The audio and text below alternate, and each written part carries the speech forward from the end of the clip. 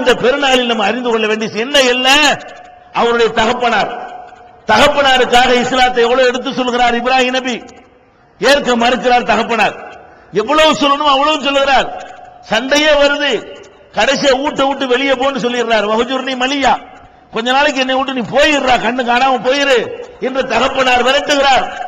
விரட்டும் போது தகப்பனாருக்கு ஒரு பிராமிஸ் பண்றார் இப்ராஹிம் நபி. என்ன பிராமிஸ் பண்றாரு? சத்தியம் செய்கிறார். அஸ்தக்ஃபிருலக ரப்பி இன்னஹு கான பி ஹபியா, என் இறைவனிடத்துல உனக்காக நான் பாவ மன்னிப்பு தேடுவேன். நீ போற ரூட்டே சரியில்லை, நீ வழிகேட்டுல தான் இருக்கிற, நீ நரக படுகொலைக்கு தான் போவ, இருந்தாலும் உனக்காக வேண்டி அல்லாஹ்ட்ட நான் என்ன செய்வேன்? பாவ மன்னிப்பு தேடுவேன். இன்னஹு கான பி ஹபியா, அவன் என் மேல சிறப்பு கவனம் கொண்டவனாக இருக்கிறான், என் மேல அதிக அன்பு கொண்டவனாக இருக்கிறதுனால நான் கேட்டா தருவான் அப்படின்னு ஒரு வார்த்தையை சொல்லிவிடுறாரு. சொல்லிவிட்டு என்ன செய்யறாரு? ரப்பிக்கு பிர்லி அபி, யா அல்லாஹ் என் தந்தையை நீ மன்னிச்சிருந்து கேட்கவும் செய்கிறார். அவனுக்கு கோபம், என்னது உன் தந்தையை நான் மன்னிக்கணுமா? உங்க தந்தை என்பதற்காக நாங்க மன்னிச்சிருவோமா? அல்லாஹ் கேட்கிறான். அவர் என்ன செய்கிறார் நான் பார்ப்பேன். அவர் என்னை ஏத்துக்கிட்டாரா? ஓரிரை கொள்கை நம்புறாரா? அவரு கடவுள் ஒருத்தன் தான் என்பதை ஒத்துக்கொண்டாரா? அதை ஒத்துக்கொள்ளாம இருக்கக்கூடிய நேரத்தில் நீ எப்படி உன் தகப்பனுக்காக நீ பாவ மன்னிப்பு என்கிட்ட கேட்கலாம்?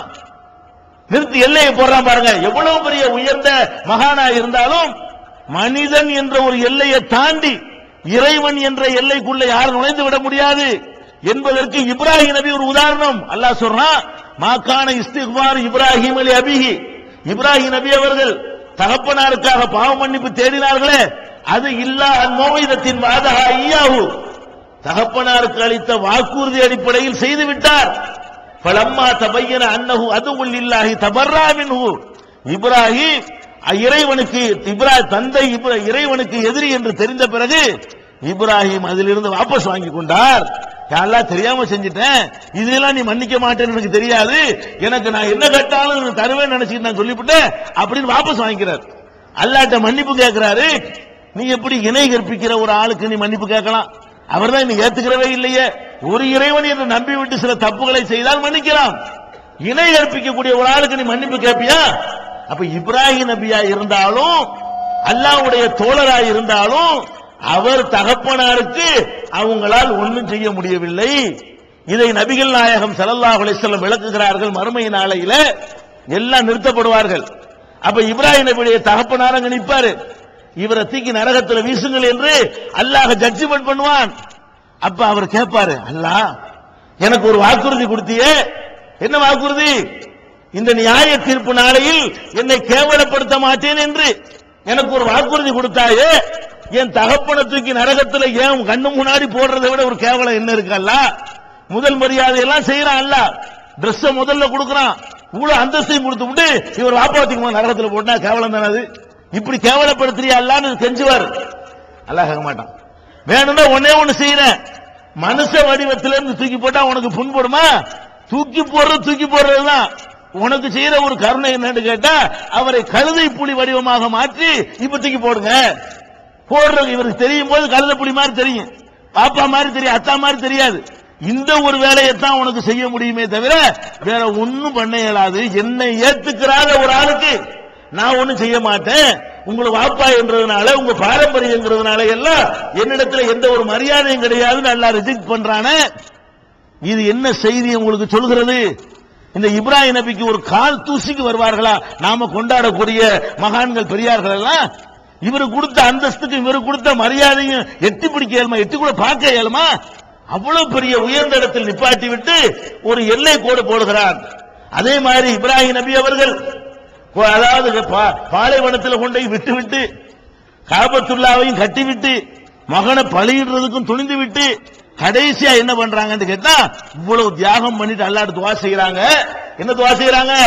அல்லாஹ் சொல்றான், இன்னி ஜாயிலுக்கல் இன்னாசி இமாமா, மனித குலத்துக்கெல்லாம் உன்னை நான் இமாம் ஆக்கிட்டேன். அவர் கேட்கிறாரு, உமின் துர்ரியத்தி, அல்லாஹ் என்னை மட்டும் ஆக்கிறாத, என் புள்ள குட்டியெல்லாம் அது மாதிரி ஆக்கிக்கிட்டு வா. அல்லாஹ் என்ன சொல்றான்?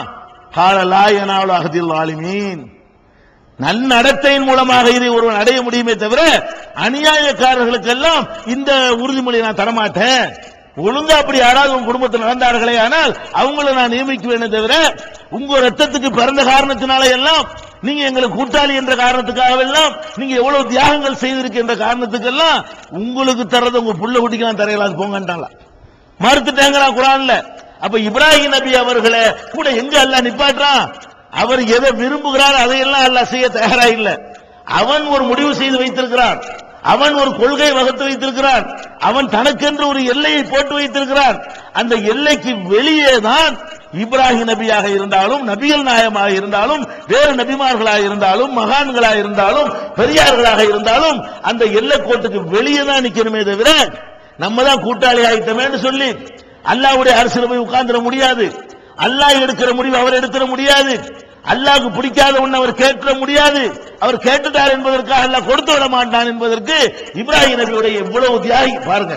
இவ்வளவு பெரிய தியாகிக்கு இந்த நிலை என்று சொன்னா கற்பனை பண்ண நபிகள் நாயகமே என்ன செய்யறாங்க? இந்த மாதிரி எனக்கும் கூடன்னு கேட்கிறாங்க. அவ்வளவு பெரிய தியாகியை கொண்டு இங்க கொண்டு எல்லாம் நிப்பாட்டுறான்னு சொன்னா நம்ம என்ன பண்ணிக்கிட்டு இருக்கோம்? இன்னைக்கு இஸ்லாம் என்ற பெயரில் முஸ்லிம்கள் என்ற பெயர்ல இறந்து போன மனிதர்களை அடக்கம் செய்துவிட்டு அவர் நல்லவரா என்றும் தெரியாது, நம்ம கெட்டவரா என்றும் தெரியாது, மறுமையில் அங்கீகரிக்கப்பட்டவரா என்று நமக்கு தெரியாது, வெளியில நல்லவராக வாழ்ந்திருக்கிறார், நல்லவர் என்று சிலர் நினைத்திருக்கிறார்கள். அல்லாஹ்விடத்திலும் அவர் நல்லவர் தானா என்று எந்த ஒரு ரெக்கார்டும் கிடையாது. இப்படிப்பட்டவர்களை போய் குழந்தையை கேட்கிறார்கள், பணத்தை கேட்கிறார்கள், விசாவை கேட்கிறார்கள், நோய் நொடி தீர வேண்டும் என்று கேட்கிறார்கள், பேய் பிசாசு விலக வேண்டும் என்று கேட்கிறார்கள், எல்லா விதமான இறைவனிடத்தில் கேட்க வேண்டிய அனைத்து கோரிக்கைகளையும் கேட்கிறார்கள் என்று சொன்னால் நீங்கள் இப்ராஹிம் மார்க்கத்தை பின்பற்றக்கூடியவர்களா? அல்லாஹ் சொல்றான இத்தபியும் இல்லத்தை இப்ராஹிம் தியாகத்தினால நீங்கள் பெற்றுக்கொள்ள வேண்டிய பாடம் என்ன? இப்ராஹிம் மார்க்கத்தை பின்பற்று. இப்ராஹிம் மார்க்கம் என்ன? தியாகத்தினாலும் நல்ல வணக்கத்தினாலும் தான் ஒருவன் அல்லாஹ்வுடைய அன்பை பெற வேண்டுமே தவிர ஒரு நல்லடியாருக்கு மகனா பிறந்தால் அதனால் அந்தஸ்து பெற இயலாது. ஒரு நல்லடியாரை பெற்றெடுத்து விட்டால் அதனால் அவருக்கு அந்தஸ்து கிடையாது. ஒரு இறைவனுக்கு நல்ல காரியம் செய்துவிட்ட காரணத்தினால் அவர் கேட்டதை எல்லாம் அல்லாஹ் கொடுப்பான்ங்கிறது கிடையாது.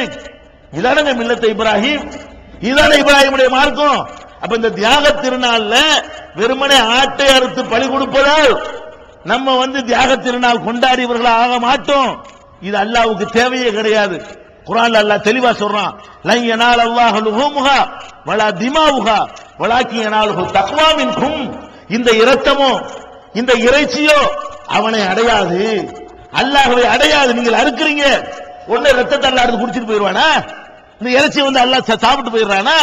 நீங்கள் அறுக்கிற பிராணிகளுடைய மாமிசமோ ரத்தமோ அல்லாஹ்வுக்கு தேவையில்லை. வலாக்கின் யனாலுஹு தக்வா மின்கும். உங்களிடம் உள்ள இறை அச்சம் தான் அவனை அடையும். அறுக்கும் போது அல்லாஹ்வுடைய அச்சம் வரணும். எப்படி அச்சம் வரணும்? அவன் எஜமான், அவன் இடத்துல யாரை நிறுத்த இயலாது, அவனுக்கு கொடுக்கிற மரியாதை யாருக்கும் கொடுக்க இயலாது, அவன்கிட்ட கேட்கிற விஷயத்தை யார்ட்டையும் கேட்க இயலாது, அவனுக்கு செய்யற பணிவை எவருக்கும் செய்ய முடியாது, அவனுக்கு மட்டும்தான் பணிவேன் என்று அந்த உணர்வு இருக்குதே, அது அறுத்தாத்தான் அல்லாஹ்வுக்கு பிடிக்கும். வெறுமனே அறுத்தால் ஒண்ணு அவனுக்கு தேவையே கிடையாது. அப்ப தக்வாதான் உங்களை அடையும் அல்லாஹ் சொல்றானே. இந்த பாடத்தை படிக்காமல் நீங்கள் ஆயிரக்கணக்கான லட்சக்கணக்கான ஆடு மாடு ஒட்டகங்களை அறுத்து பழகிட்டாலும் அதனால் ஒரு பிரயோஜனமும் கிடையாது, ஒரு புண்ணியமும் கிடையாது. எனவே இந்த தியாக திருநாளிலே முதல்ல நீங்கள் செய்ய வேண்டிய தியாகம் இந்த தீமையான தவறான அப்பன் பாட்டன்மார்கள் சொல்லிக் கொடுத்த கெட்ட பழக்க நம்பிக்கைகளை தியாகம் செய்யுங்கள், அதை தூர எறியுங்கள். அல்லாஹ்வை மாத்திரம் வணங்கக்கூடிய ஏகத்துவத்தை மாத்திரம் இப்ராஹிம் நபியை போல தைரியமாக துணிவோடு நிலைநாட்டக்கூடியவர்களாக நீங்கள் மாறுங்கள். அப்படி மாறினால் நாம் இப்ராஹிம் நபியை மதிப்பதற்கும் இந்த தியாக திருநாளை கொண்டாடுவதற்கும் அருகதை பெற்றவர்களாக ஆவோம். அல்லாஹ் ரப்பல் ஆலமீன் நம் அனைவரையும் இப்ராஹிம் நபியை போல ஏக கொள்கையில உறுதிமிக்கவராகவும் தியாகம் செய்யக்கூடியவராகவும் ஆக்கி அருள் புரிவானாக. வாஹிரு தாவானா அனில் ஹம்துலில்லாஹி ரப்பில் ஆலமீன். அஸ்ஸலாமு அலைக்கும்.